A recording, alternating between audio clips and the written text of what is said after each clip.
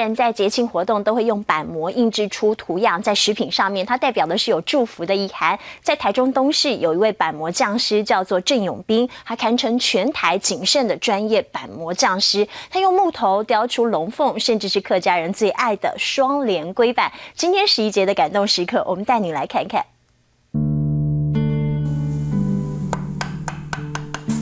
敲打声每一天从台中东市的板模行传出来，下刀干净利落。师傅郑永斌正在刻模板。敬神祝寿时，客家人最常用喜气的样式刻龙雕凤，让节庆糕点千变万化。而复刻出有形有样的板模，靠的就是这位专业匠师郑永斌。这个乌龟我们称之为双连龟啦。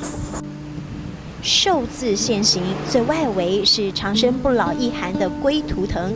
这个造型客家专属，多了一圈，心意多一倍。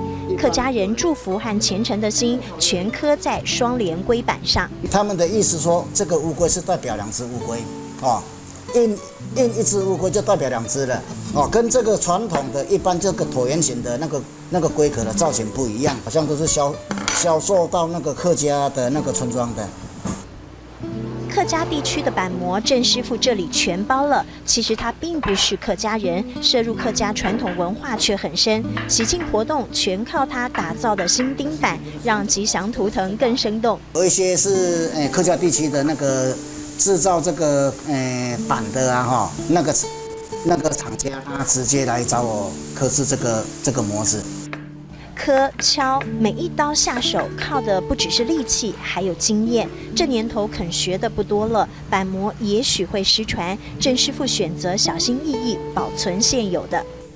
现在这个橱子里面都是我收藏的那一些比较旧的模子，它这个算是古董了。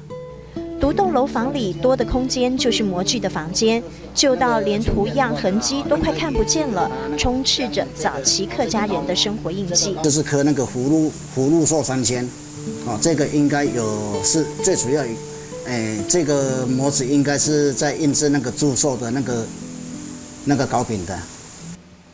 马屋的模具记录了早期人民的传统故事，虽然不是客家人，但客家的喜庆印记早已融入在郑师傅的生活中。